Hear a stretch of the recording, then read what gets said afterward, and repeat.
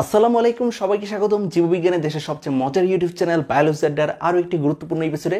আজকের ক্লাসে ভাইয়া এমন একটা মজার টপিক তোমাদেরকে পড়াবো যে জিনিসটা থেকে এসএসসি পরীক্ষাতে ডেফিনেটলি প্রশ্ন আসবেই। পাশাপাশি আজকের ক্লাসটা শুরু থেকে শেষ পর্যন্ত তুমি যদি দেখতে পারো তাহলে তুমি জেনে যাবে কেন হচ্ছে তোমার পিছনে কুকুর লাগলে তোমার হার্টবিট বেড়ে যায়, সিনেমায় প্রিয় নায়িকাকে কেন দেখলে হচ্ছে শাহরুখ খান ফ্ল্যাট হয়ে গেছিল, আমাদের ব্রেন কিভাবে কাজ করে, এবং পাশাপাশি কোন কোন জিনিস প্র্যাকটিস করলে তোমরা ভাইয়ের মতো হচ্ছে বুদ্ধিমান হতে পারবা। সো চলো দেরি না করে শুরু করা যাক। আমরা যখনই হচ্ছে কোনো একটা কিছু দেখি কিংবা হচ্ছে কোনো একটা পছন্দের খাবারের গন্ধ পাই কিংবা আমরা যখন হচ্ছে পছন্দের কোনো একটা টিভি শো দেখতে শুরু করি তখন আমাদের মাঝে যে ভালো লাগা কাজ করে কিংবা হচ্ছে অনেক সময় রোমান্টিক মুভি দেখে আমরা যে ইমোশনাল হয়ে যাই।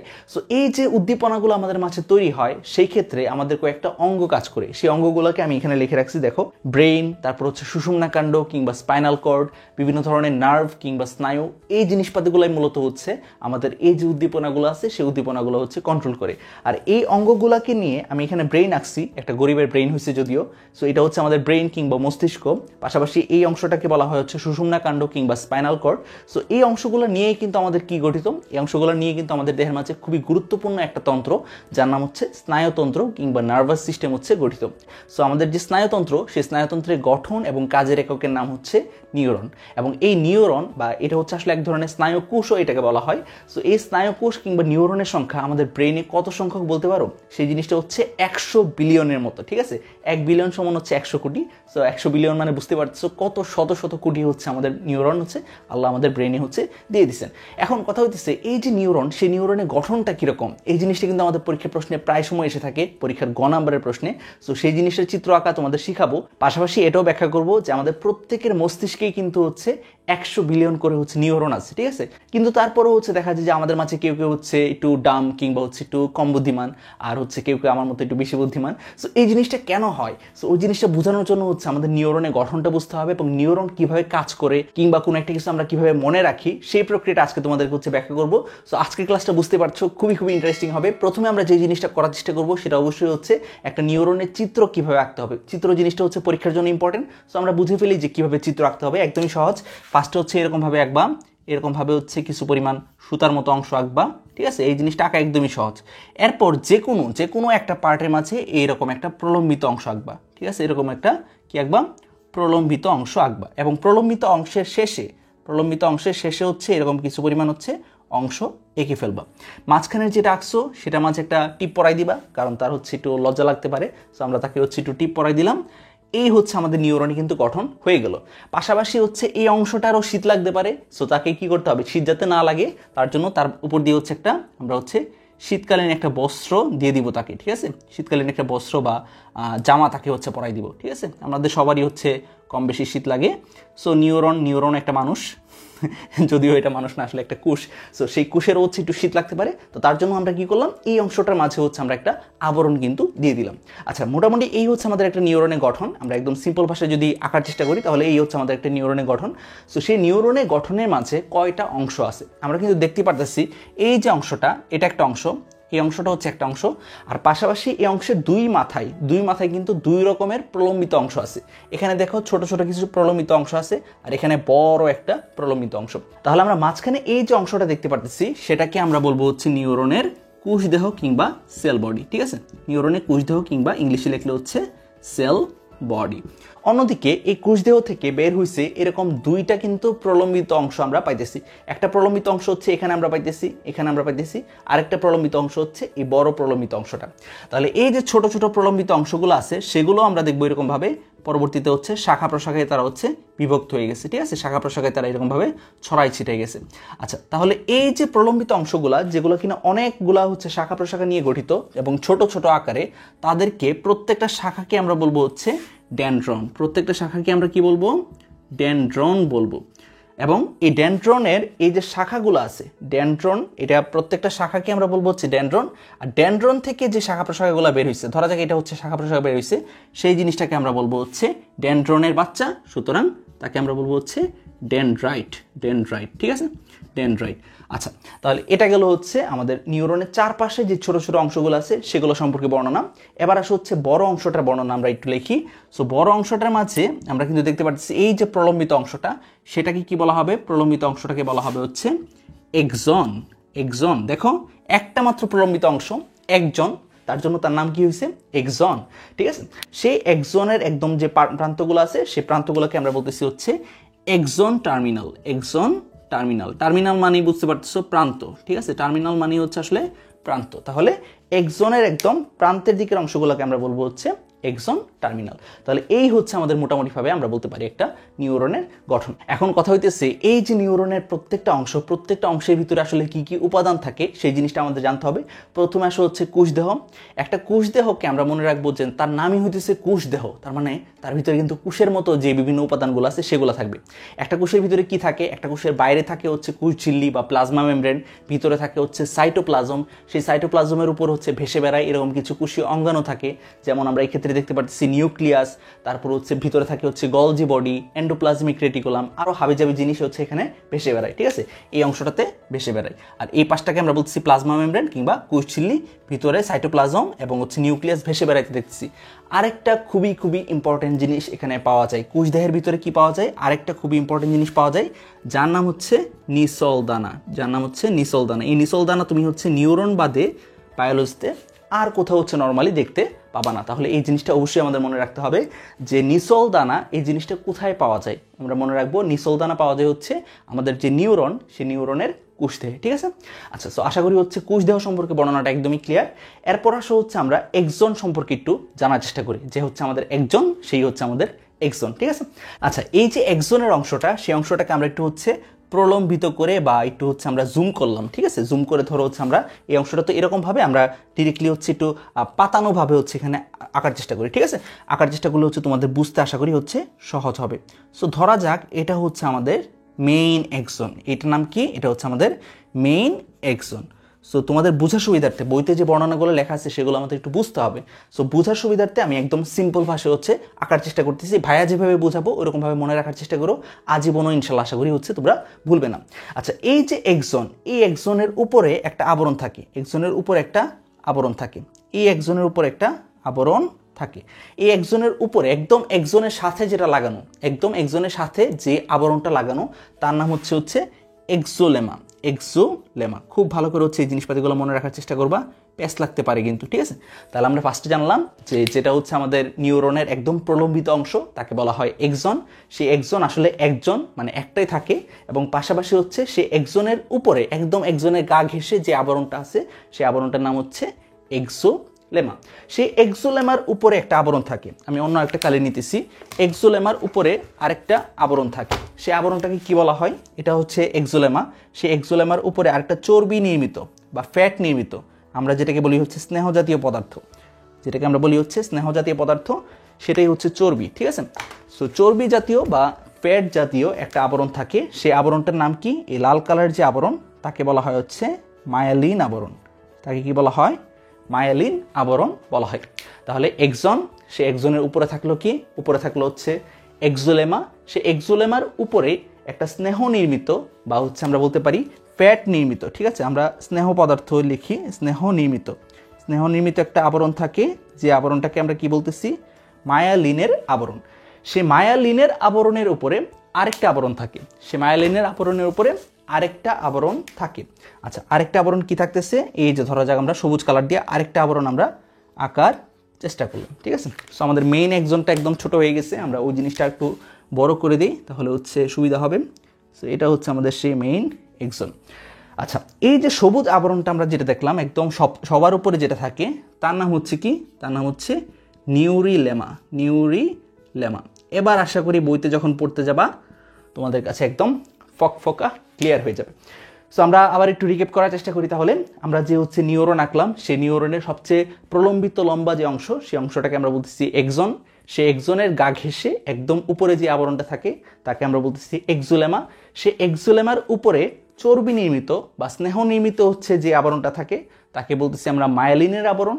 সেই মায়ালিনের আবরণের উপরে হচ্ছে আরেকটা তোমার হচ্ছে পর্দা থাকে, যে পর্দাটার নাম হচ্ছে নিউরিলেমা। লেমা। সো মোটামুটি আশা করি হচ্ছে আমার ক্লাসের সবারই এখন হচ্ছে এই জিনিসটাকে দেখে একটা পেঁয়াজের কথা মনে হইতেছে, যে পেঁয়াজে যেরকম আবরণের উপর আবরণ, আবরণের উপর আবরণ, আবরণের উপর আবরণ থাকে, ঠিক তেমনইভাবে হচ্ছে এক্সনের উপরও কিন্তু অনেক অনেক আবরণ থাকে। এক্সনের একদম গা ঘেঁষে যেটা থাকে তার নাম হচ্ছে এক্সোলেমা, এক্সোলেমার উপরে যেটা থাকে তার নাম হচ্ছে মায়োলিন, যেটা কিনা চর্বি কিংবা স্নেহ নির্মিত। সেই মায়োলিনের উপরেও যেটা থাকে তার নাম হচ্ছে নিউরিলেমা। এত আবরণের কি হইলো, এটার ভিতরে কি থাকে, এটা দিয়ে হচ্ছে কি এরকম কাজ হয় যার কারণে হচ্ছে এতগুলো আবরণ দিয়ে এটাকে হচ্ছে আবৃত করে রাখতে হইলো? এর কারণ হইতেছে আমাদের এই যে নিউরন যে একটা নিউরন থেকে আরেকটা নিউরন হচ্ছে সিগন্যাল পাঠায় বা তথ্য পাঠায়। তুমি একটা কিছু দেখতেছো তাহলে, অথবা তোমার হাতে কোনো একটা কিছু কামড় দিছে, কামড় দিলে এখানের যে নিউরন, সেই নিউরন এখানের যে সিগন্যালটা আছে বা তথ্যটা আছে, সেই তথ্যটা তোমার ব্রেইনে পাঠাইতেছে। তোমাকে এখানে কিছু কামড় দিলে এই যে ব্যথা পাইতেছো, সেই ব্যথা পাওয়ার অনুভূতিটা বা সিগন্যালটা হচ্ছে একটা নিউরন এইখান থেকে হচ্ছে কোথায় পাঠাইতেছে, ব্রেনে পাঠাইতেছে। তো ব্রেনে এই যে নিউরনটা পাঠাইতেছে কিসের মাধ্যমে পাঠাইতেছে, সেটা হচ্ছে তড়িৎ উদ্দীপনার মাধ্যমে পাঠাইতেছে বা ইলেকট্রিক ইম্পালসের মাধ্যমে হচ্ছে পাঠাইতেছে। সো তড়িৎ উদ্দীপনা মানে বুঝতে পারতেছো কারেন্ট যেতেছে, সিম্পল ভাষায় বলে হচ্ছে কারেন্ট যেতেছে। সো কারেন্ট যদি পরিবাহিত হয় তাহলে বুঝতে পারতেছো আমাদের দেহে প্রচুর প্রচুর পরিমাণে এরকম ইলেকট্রিক ইম্পালস বা তড়িৎ উদ্দীপনা বা স্নায়বিক উদ্দীপনা বা হচ্ছে আমরা বলতে পারি কারেন্ট কিন্তু হচ্ছে পরিবাহিত হইতেছে। সো এই কারেন্টগুলাকে, এই যে কারেন্টের তার আমরা যেটাকে বলতেছি এক্সন, সেই এক্সনের ভিতর দিয়ে যদি হচ্ছে সুরক্ষিতভাবে না পাঠানো হয় তাহলে কিন্তু হচ্ছে এই তড়িৎ উদ্দীপনাটা আশেপাশের অঙ্গগুলোতে বা আশেপাশের হচ্ছে জায়গাগুলোতে কিন্তু ছড়াই পড়বে, ফলে কিন্তু নানান রকমের বিপদ সৃষ্টি হতে পারতো। তার জন্য সৃষ্টিকর্তা কত সুন্দর করে হচ্ছে আমাদের দেহটাকে সৃষ্টি করছে। এবার দেখো যে আমাদের যে হচ্ছে নিউরন বা স্নায়ুকোষ, সেই স্নায়ুকোষের প্রধান যে হচ্ছে প্রলম্বিত অংশ যাকে বলতেছি আমরা এক্সন, সেই এক্সন আসলে অনেকগুলো স্তরের আবরণ দ্বারা হচ্ছে আবৃত থাকে, যাতে হচ্ছে তার ভিতর দিয়ে তড়িৎ উদ্দীপনাটা খুব দ্রুত এবং হচ্ছে সুন্দরভাবে সেফলি হচ্ছে পরিবাহিত হতে পারে। ঠিক আছে, আচ্ছা, তো এই কথাগুলোই হচ্ছে আমাদের বইতে হচ্ছে লেখা আছে, এবং পাশাপাশি হচ্ছে আমরা দেখবো যে এই যে অংশগুলো এখানে তো ভাই একদম নিরবিচ্ছিন্ন বা হচ্ছে একদম চলমান ভাবে দেখাইছে, আসলে এত চলমান ভাবে থাকে না। এই অংশগুলো হচ্ছে কিছু অংশ পর পর এরকম জায়গায় হচ্ছে বিভক্ত হয়ে যায়। ঠিক আছে, এই অংশগুলো হচ্ছে এরকম জায়গায় হচ্ছে বিভক্ত হয়ে যায়, এরকম জায়গায় হচ্ছে বিভক্ত হয়ে যায়। ঠিক আছে, সো ধরা যাক এটা একটা পার্ট, এটা একটা পার্ট, এরকম ভাবে হচ্ছে পার্ট আকারে হচ্ছে আলাদা হয়ে যায়। এখানে আমরা পার্টগুলো হচ্ছে দেখতে পারতেছি।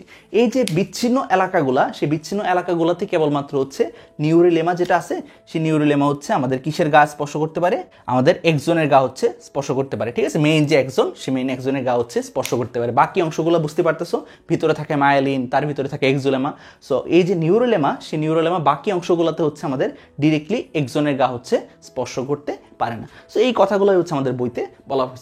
এখন পাশাপাশি আরেকটা জিনিস ইম্পর্টেন্ট এখানে, সো আমরা এখানে কিন্তু দেখতে পারতেছি কিছু পরিমাণ হচ্ছে ফাঁকা জায়গার সৃষ্টি হয়েছে। এখানে দেখো একটা ফাঁকা জায়গা, এখানে একটা ফাঁকা জায়গা, এখানে একটা ফাঁকা জায়গা।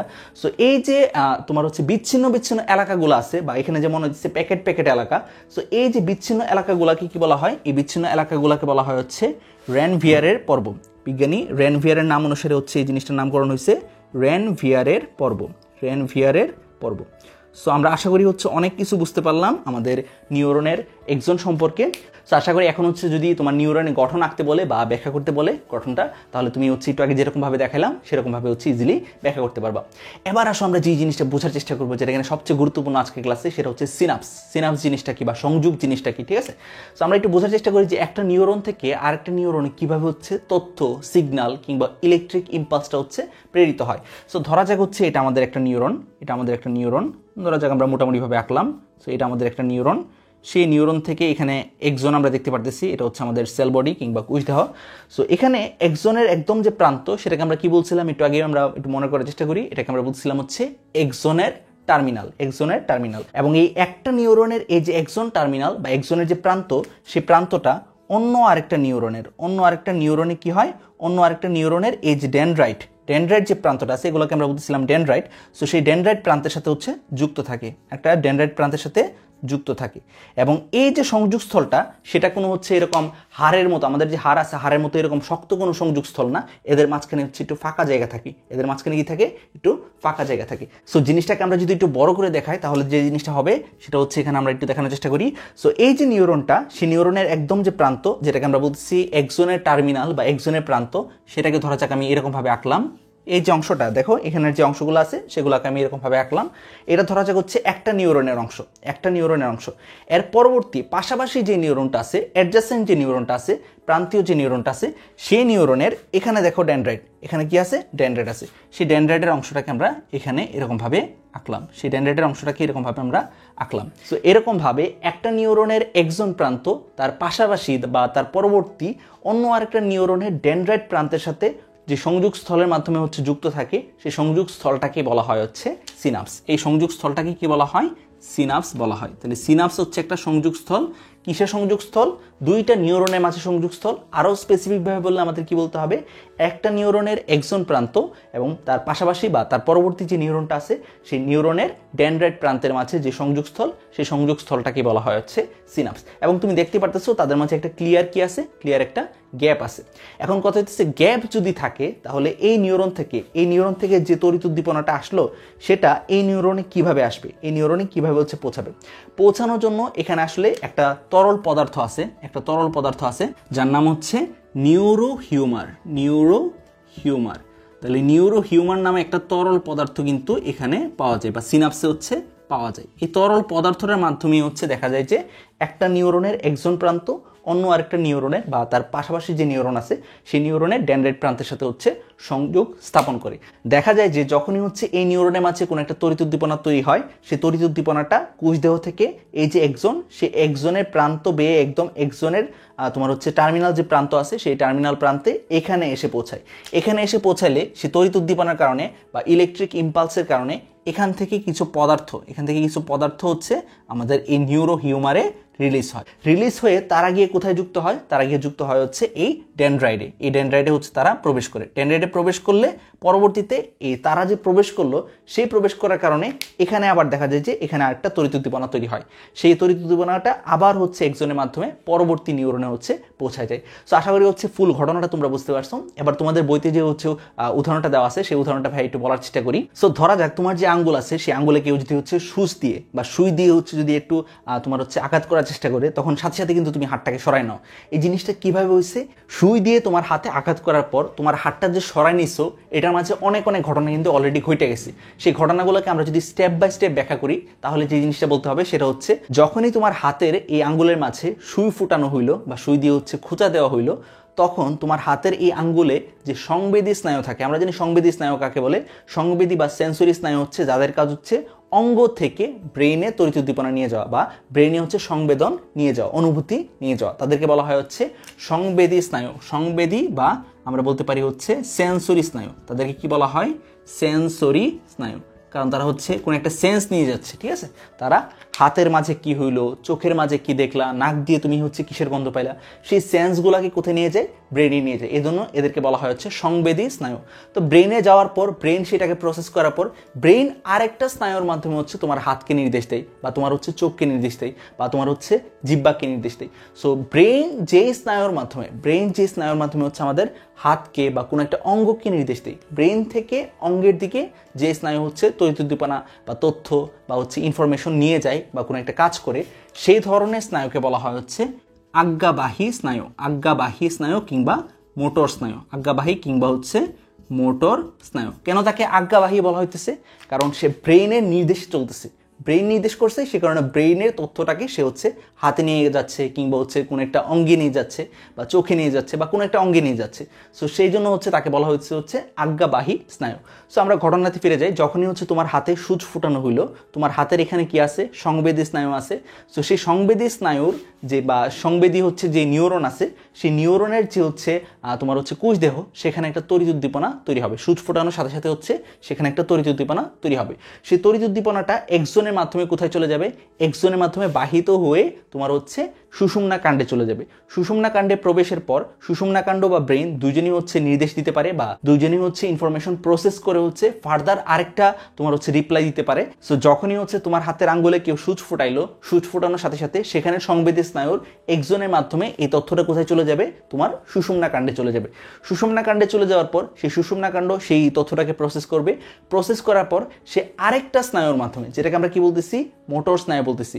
সেই মোটর স্নায়ুর মাধ্যমে সে হচ্ছে তোমার হাতকে খবর পাঠাবে, হাতকে খবর পাঠিয়ে বলবে হাতটাকে সেই অংশ থেকে হচ্ছে সরায় নিতে, ঠিক আছে। সো এই যে ঘটনাটা, সেই ঘটনাটা কিন্তু হচ্ছে মুহূর্তে ঘটে যায়, কারণ এই যে স্নায়বিক তড়িৎ উদ্দীপনা, যে পরিবহনের যে বেগ, সেই বেগ হচ্ছে সেকেন্ডে 100 মিটার, সেকেন্ডে 100 মিটার বা 100 ms/1, অর্থাৎ প্রতি সেকেন্ডে 100 মিটার বেগে হচ্ছে এই তড়িৎ উদ্দীপনা হচ্ছে পরিবাহিত হয়। সো এটা তো গেল হচ্ছে কেউ যদি হাতে সূচ ফুটায় সেক্ষেত্রে ঘটনাটা কিভাবে ঘটে সেটার পিছনের ব্যাখ্যাটা, বা কিভাবে হচ্ছে আমাদের স্নায়বিক উদ্দীপনাটা কাজ করে সেই জিনিসটা ব্যাখ্যা।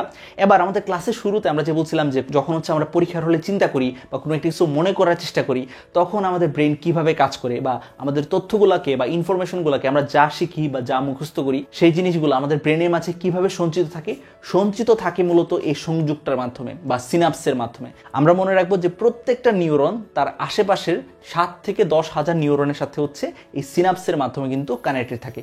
অর্থাৎ একটা নিউরন, সেই নিউরনের সাথে দেখা যাবে যে এরকম সিনাপস আছে 7 থেকে 10 হাজার নিউরনের, আশেপাশের 7 থেকে 10 হাজার নিউরনের এরকম কিন্তু সংযোগ আছে। আর এই সংযোগটা যত বেশি হচ্ছে দৃঢ় হবে, তত বেশি আমরা কোনো একটা কিছু হচ্ছে মনে রাখতে পারবো। আমরা সাধারণত হচ্ছে যখন কোনো একটা কিছু মনে রাখি তখন ব্রেন একটা রাস্তা ব্যবহার করতেছে ওই ইনফরমেশনটাকে হচ্ছে মনে রাখতে বা স্টোর করে রাখতে। সো যত বেশি তুমি একটা পড়াকে রিভিশন দিবা, যত বেশি তুমি একটা পড়াকে হচ্ছে চর্বণ করবা, তত বেশি হচ্ছে এই সিনাপসটা শক্তিশালী হবে, তত বেশি হচ্ছে কি হয়, এই সিনাপসটা হচ্ছে শক্তিশালী হয়। যে কারণে হচ্ছে যারা বেশি বেশি রিভিশন দেয় তাদের হচ্ছে এই ইনফরমেশনটা খুব দ্রুত হচ্ছে মনে পড়ে যায়। আবার হচ্ছে যখন আমরা একটা পড়াকে বা কোনো একটা তথ্যকে হচ্ছে অনেকদিন যাবত হচ্ছে স্মরণ করি না বা হচ্ছে রিভিশন দিই না, তখন দেখা যায় হচ্ছে এই যে সিনাপসটা, সেই সিনাপসটা হচ্ছে ভেঙে যায়। সো এই সিনাপসটা ভেঙে গেলে ব্রেনের কাজই হচ্ছে এই সিনাপসের মাধ্যমে বা এই সংযোগটার মাধ্যমে হচ্ছে সেই তথ্যটাকে হচ্ছে মনে করতে চেষ্টা করা। সো যখনই হচ্ছে এই সিনাপসটা ভেঙে যায় তখনই হচ্ছে কিন্তু আমরা কোনো একটা ইনফরমেশনকে ভুলে যাই। সো এই যে সিনাপস, সেই সিনাপস যার যত বেশি হচ্ছে স্ট্রং, যার যত বেশি হচ্ছে দৃঢ়, সে তত বেশি হচ্ছে সাধারণত বুদ্ধিমান, ঠিক আছে। সে তত বেশি হচ্ছে সাধারণত খুব দ্রুত চিন্তা করতে পারে, খুব দ্রুত কোনো একটা কিছু মনে করতে পারে।